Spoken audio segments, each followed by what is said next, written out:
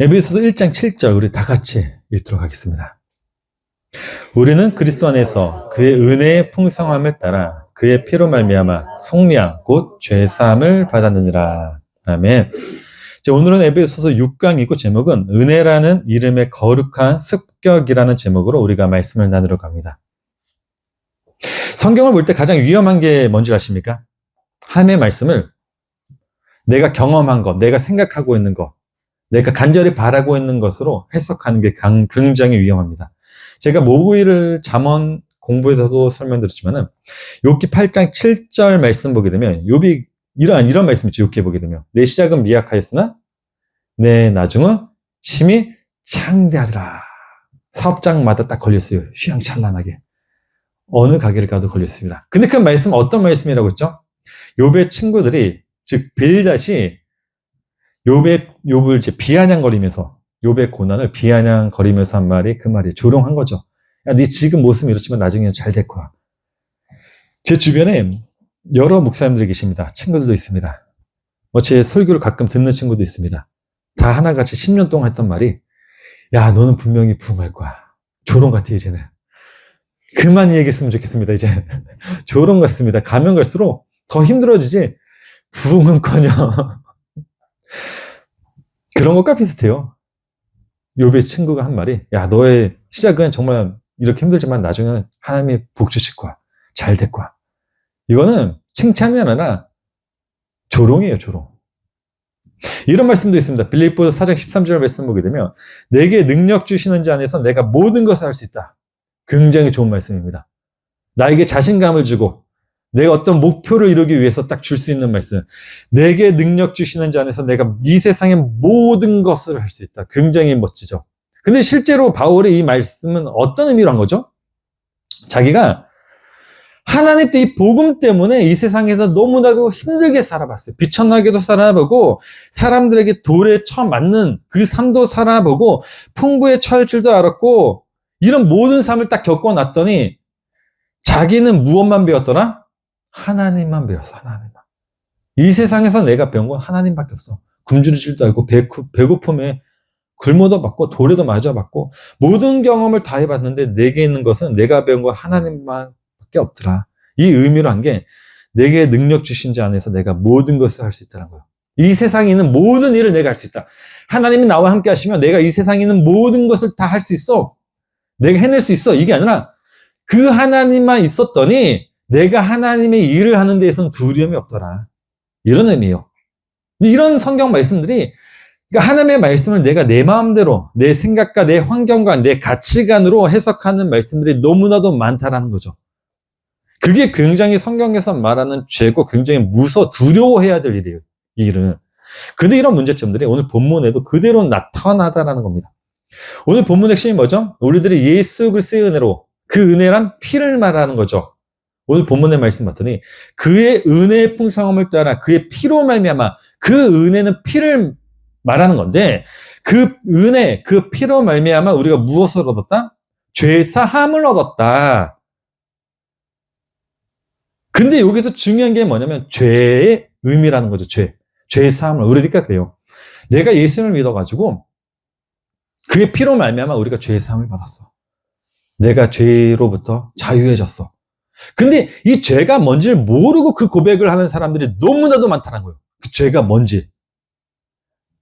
우리들은 죄를 어떻게 정의를 하죠? 세상에서 말하는 죄의 개념으로 자꾸 이야기를 한다는 거예요. 살인, 간음, 도둑질, 거짓말, 음욕 등등 전부 다 세상에서 말하고 있는 죄의 관념으로 이야기를 하면서 거기로부터 자기는 자유해졌대요. 정말 자유해졌습니까? 정말 자유해졌냐고요? 아니잖아요. 거기로부터 우리가 자유해졌다는 것은 내가 더 이상 죄를 짓지 않는다란 말이에요. 근데 우리는 여전히 이 땅에서 뭐 하고 있죠? 똑같이 죄 짓고 있잖아요. 제가 잘 아는 것처럼 제 딸아이들 그래요. 아빠 운전하면 화내지 마. 운전만 했다면 그렇게 화가 나요. 왜 운전을 저렇게 할까? 요즘에는 그 마음이 많이 변했어요. 여성분의 운전은 그래. 내 아내다. 내 아내다. 저희 아내는 운전을 못해요. 집에서 1터만 왔다 갔다 해요. 다른 데를 못 가요. 아, 그래, 내 아내다. 나이들, 그래, 우리 형이다. 요즘에는 마음을 좀 많이 이렇게 다스리려고 합니다. 그 죄라는 건 우리가 아무리 죽이려고 해도 못 죽인다고요. 거짓말 안 합니까?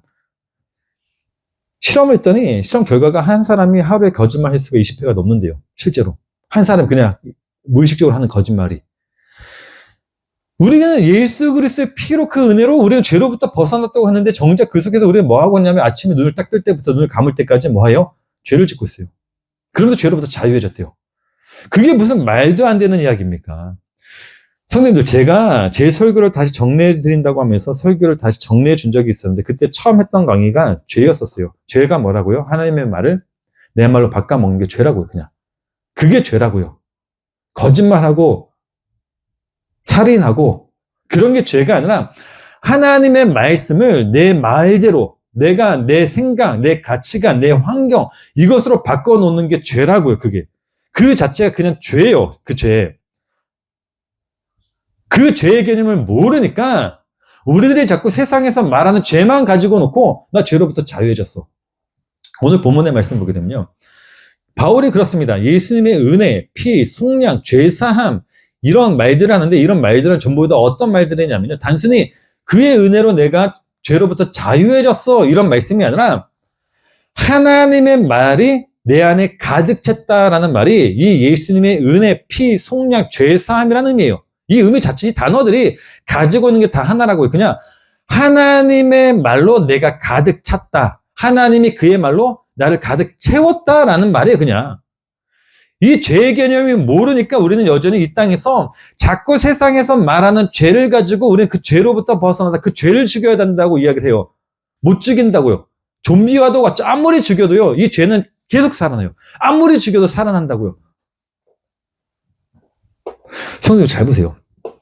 열왕기상 13장을 보게 되면요. 선지자 중에 하나님의 사람이라고 하는 선지자가 등장해요. 이름도 없어요. 사무엘상 13장에, 열왕기상 13장에 보게 되면 그냥 하나님의 사람이라는 선지자가 있더라라고 해요. 이름도 없고, 뭐 어떤 지역의 선지자, 그런 것도 없어요. 배경도 없어요. 그냥 하나님의 사람 선지자가 나옵니다. 그런데 거기에 보게 되면요. 하나님이 그 선지자에게 엄중하게 너는 베델로 가서 예언하고 돌아올 때 절대로 떡 먹지 마. 물도 마시지 마. 그냥 오던 길로도 가지도 마. 이렇게 얘기를 해요. 엄중하게 명령을 해요. 이 선지자가 베델로 갑니다. 그리고 하나님이 말씀하신 대로 예언을 해요. 그리고 돌아와요. 근데 물도 안 먹었죠. 떡도 안 먹었죠. 배고프잖아요.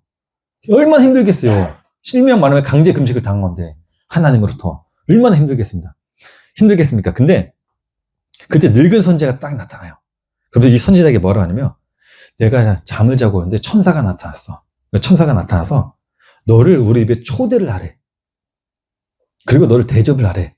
라면서 이 늙은 선지자가 이 선지자에게 와가지고 내가 예언한 천사가 나타나서 한 얘기를 그대로 해줘요. 그래서 이 유다에서 온 이 선지자가 어떻게 하는지 아십니까?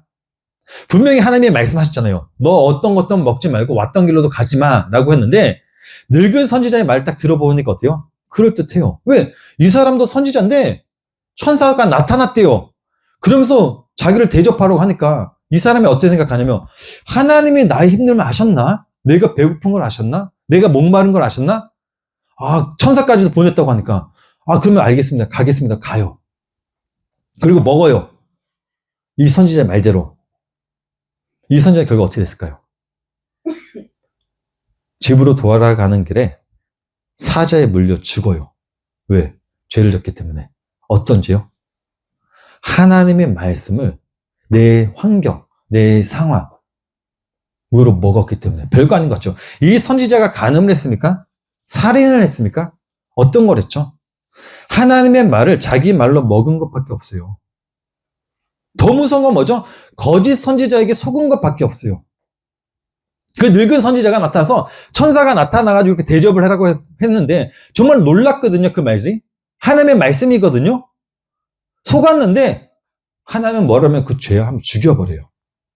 이게 성경에서 말하는 죄라는 거예요. 그 죄라는 건 세상에서 말하는 그런 관념적인 죄가 아니라 일상생활에서 벌어지고 있는 인간의 약속에서 나오는 그런 죄가 아니라 하나님의 명령을 했는데 하나님의 말씀을 딱 줬는데 그 말씀을 내 말로 바꿔 먹는 게 그냥 죄라고요. 내 환경에 맞게끔, 내 상황에 맞게끔, 내가 가지고 있는 지식에 맞게끔 그 말씀을 그냥 바꿔놓는 게 그냥 죄라고요. 하나님은 그걸 용서하지 않겠다는 거예요. 너 살인하는 걸? 내가 용서해줄게. 다윗이 간음하죠.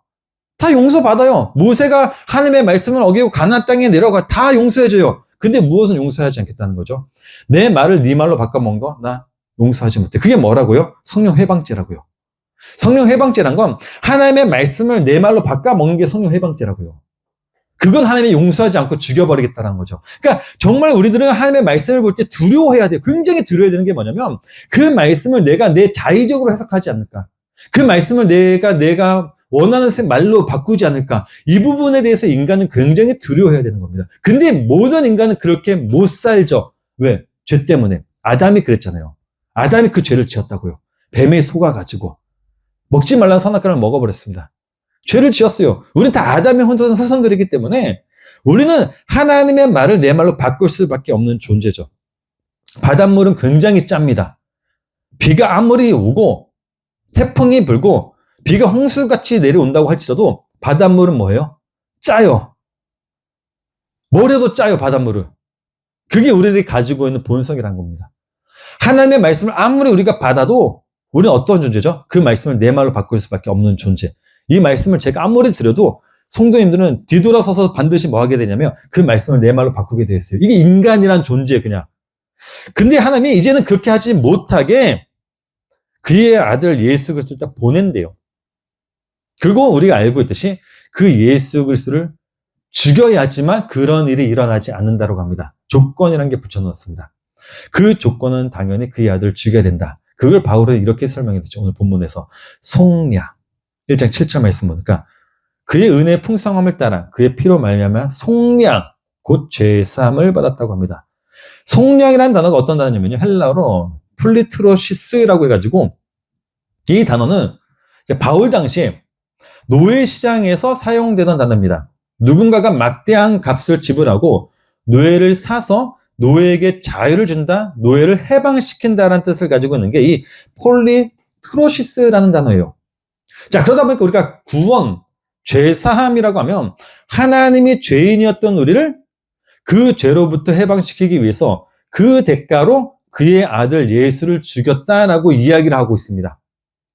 그의 피값, 죄값, 그러니까 대가로 그의 피를 지불하였다. 맞죠? 그래서 우리가 언약하면 행위 언약은 깨지고 은혜 언약, 피 언약이 등장하는 거죠. 근데 문제는 이거죠. 그 사건이 실제로는 나의 삶과는 아무런 상관없이 다가올 때가 너무나도 많다라는 거죠. 우리가 죄인이에요. 예수님이라는 그분이 그의 피값으로 우리의 죄를 해결을 해줬대요. 나라는 존재 자체를 하나님의 아들로 만들어줬대요. 근데 실제로 우리들은 어떻죠? 그 말이 나랑은 상관이 없는 말처럼 들릴 때가 너무나도 많아요. 처음에는 그게 은혜였죠. 눈물을 흘렸죠. 가면 갈수록 어떠냐면 그 말이 나와라는 상관이 없는 말. 왜? 이 세상의 삶이 너무나도 좋아요. 행복할 게 너무나도 많잖아요. 나가서.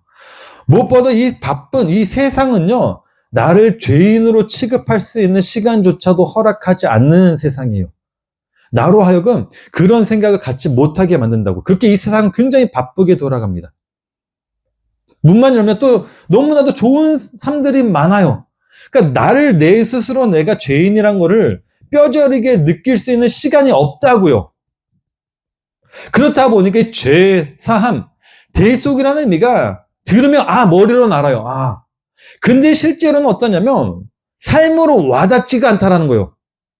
그러니까 맨날 죄 짓고 있는 거 아닌가요? 그러니까 맨날 죄 짓고. 근데 이 속량이라는 단어를 공부해 보시면 아시겠지만요. 이 단어가 단순히 노예를 해방시키기 위해서 어떤 값을 지불하다는 뜻만 있는 게 아니에요. 여기서 멈추면 안 된다고요.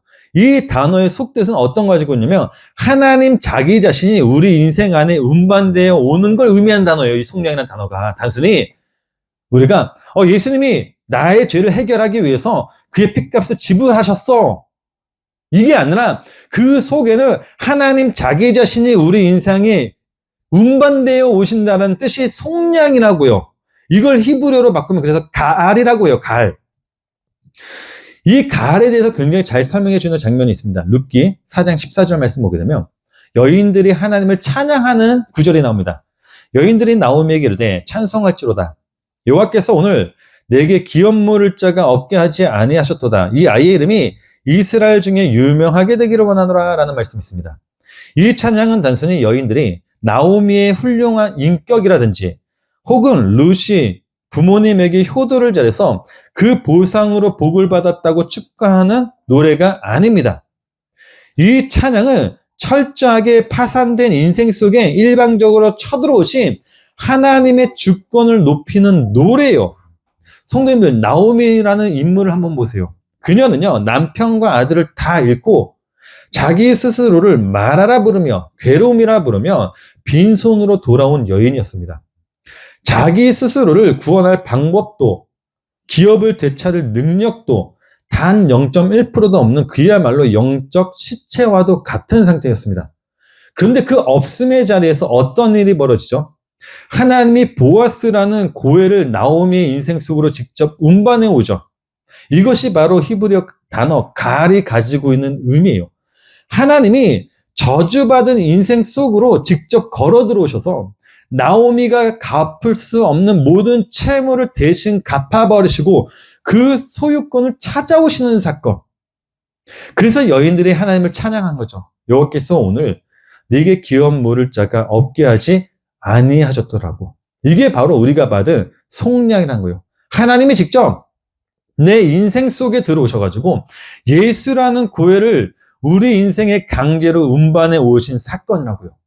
그래서 이사야서에 보게 되면 하나님이 친히 이런 선포를 하신 겁니다. 야곱아, 너를 창조하신 여호와께서 지금 말씀하시느니라. 이스라엘아, 너를 지으시니까 말씀하시느니라. 너는 두려워하지 말라. 내가 너를 구속하였고, 이게 가래요. 내가 너를 지명하여 불러나니 너는 누구 거다? 내 것이라. 여기서 내가 구속했다는 게 뭐죠? 내가 너의 삶 속에 친히 내가 들어왔어.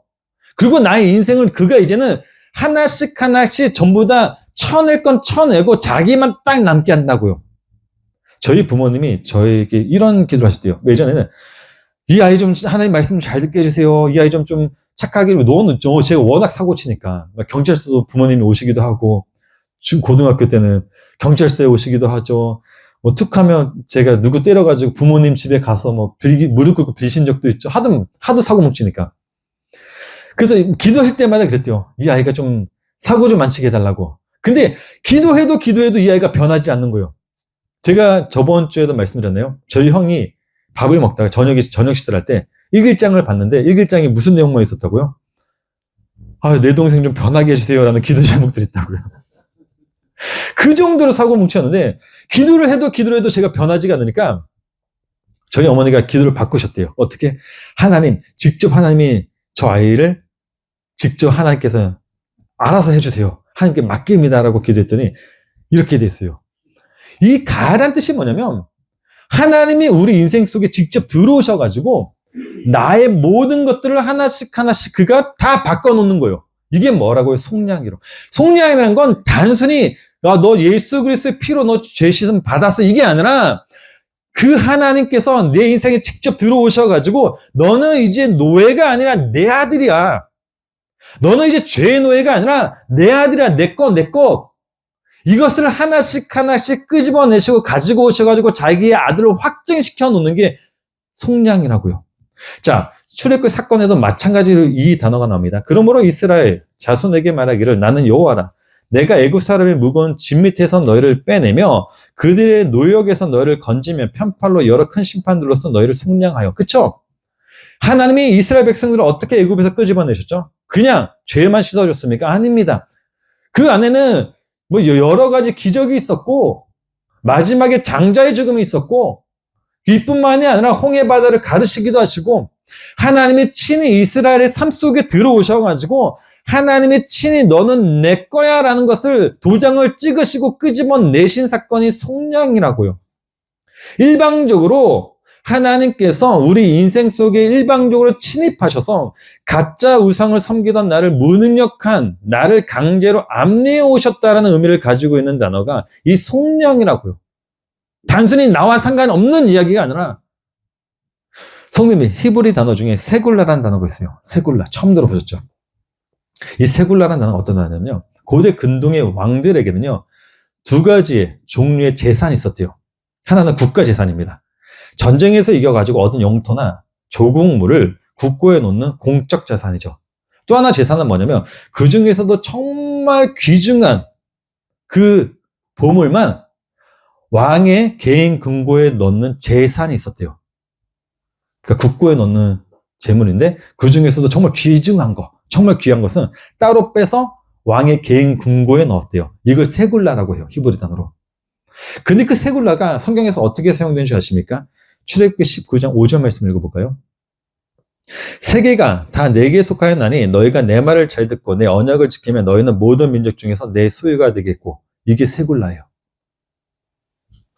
이걸 헬라어식으로 바꾸면요, 베드로가 말한 소유된 백성이라고 하는 겁니다. 베드로전서 2장 9절 말씀 볼까요? 그러나 너희는 택하신 족속이요 왕 같은 제사장들을 거룩한 나라요 그의 소유가 된 백성이요. 이 소유가 세굴라예요. 그러니까 하나님의 그 속죄함이란 건 어떤, 속량이라는 뜻은 어떤 것이냐면 단순히 그냥 우리들의 인생 가운데 그가 일방적으로 침입해서 나의 모든 것을 박탈해낸다 이런 게 아니라, 나라는 존재 자체를 하나님께서 친히 들어오셔가지고 정말 그가 보시기에도 귀중하고 귀한 보물이기 때문에 내가 그의 창고, 그의 나라로 드린 사건이에요. 그러니까 성도님들은 굉장히 귀중한 사람이에요. 하나님이 보시기에 굉장한 귀중한 보물들이시라고요. 그 이유가 그걸 위해서 그의 아들 예수 그리스도를, 그 피를 들여버린 거예요. 에베소 1장 7절이죠.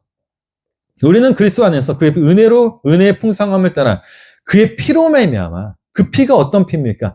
참 생명을 죽인 피래요. 진짜 생명을 죽인 피래요. 우리들이 가지고 있는 생명은 가짜 생명이라고요. 안개와도 같은 생명이라고요. 그냥 잠시 이 땅에 피었다가 지는 생명이라고요. 참 생명은 어떤 생명입니까? 절대로 죽지 않는 영원한 생명인데 그거를 단절시켜버린 피래요. 레위기 말씀 볼까요?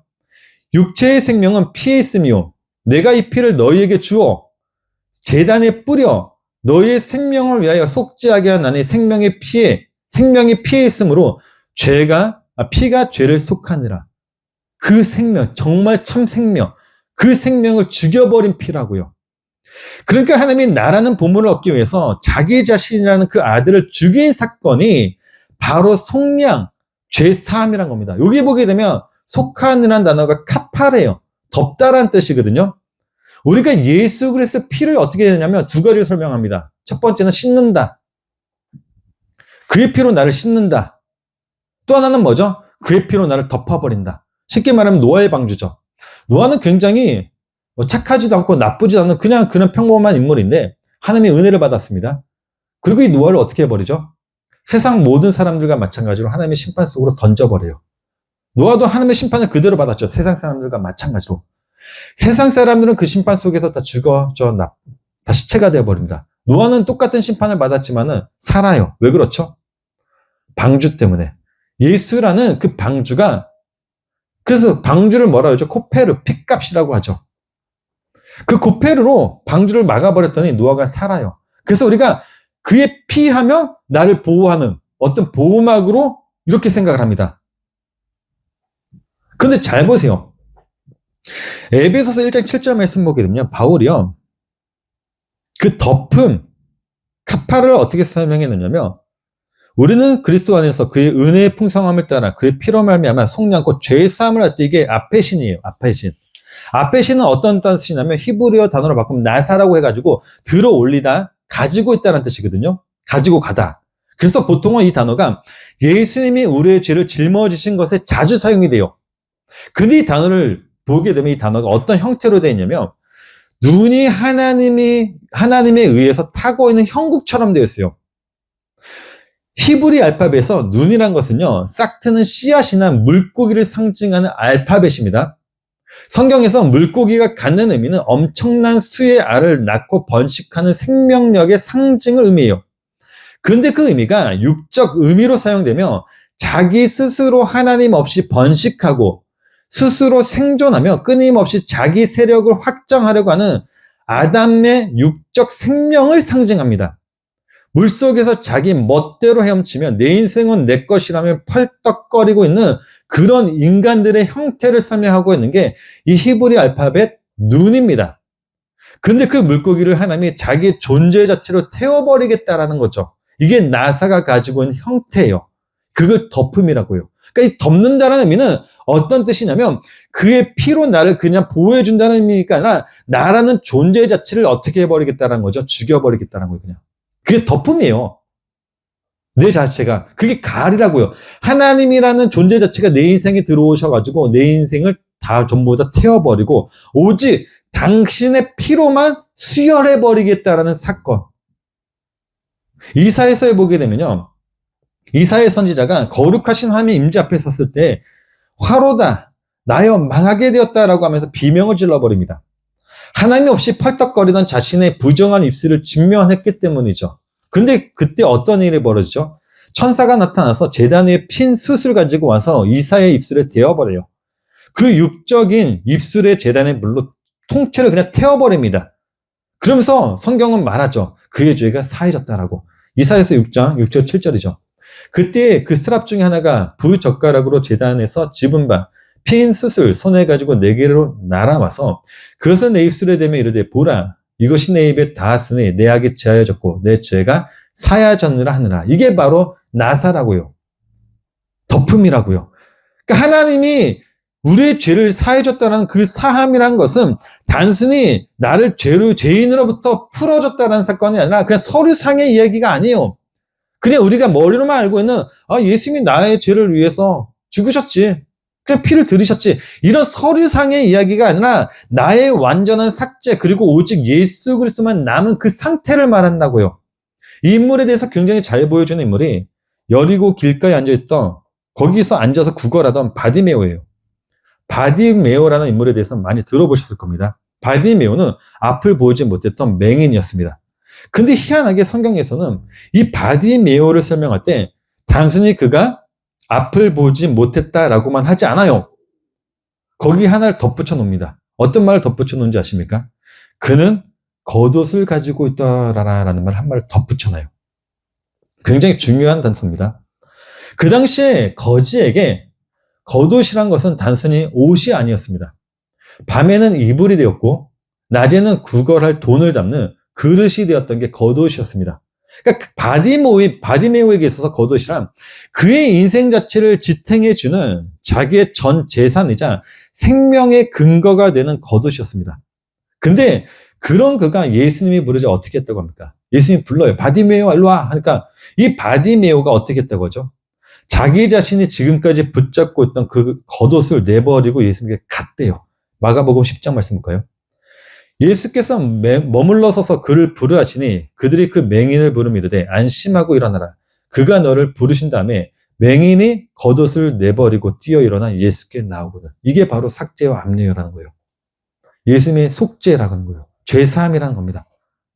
단순히 그 죄사함이라는 것은 내가 이 땅에서 내가 붙잡고 있는 거 있죠. 사람마다 자기가 붙잡고 있는 건 다 달라요. 어떤 사람은 그게 돈이 될 수도 있고 어떤 사람은 명예가 될 수도 있고 어떤 사람은 남편이 될 수도 있고 와이프가 될 수도 있고 자녀가 될 수도 있고 어떤 내 취미 생활이 있고 어떤 것이 될지 모르겠지만은 인간이 절대 놓지 못하는 거.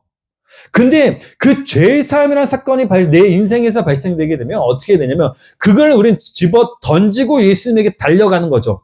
왜? 눈이 떠졌으니까. 빛을 받잖아요. 그 빛이 내 눈을 통해 들어오니까 그 빛이 이제는 내 안에 가득 찼다고요. 그 말씀이.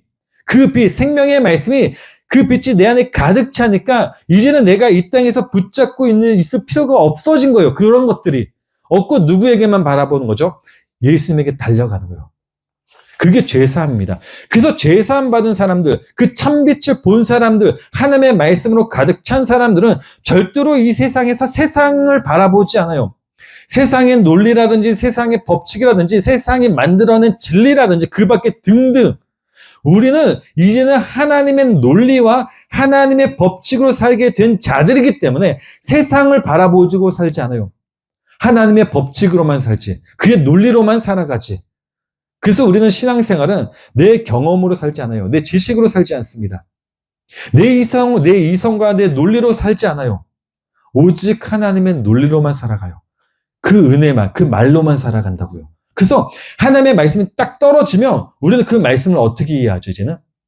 세상의 관념으로 바라보잖아요. 이해하지 않죠. 내 경험으로 이해하지 않죠. 내 삶으로 이해하지 않죠. 누구로 이해하죠? 오로지 하나님의 말씀으로만 이해를 하는 거예요. 그게 속죄함을 받은 자들에게서 나타나는 긍휼한 은혜라고요. 잠시 기도하도록 하겠습니다. 하나님,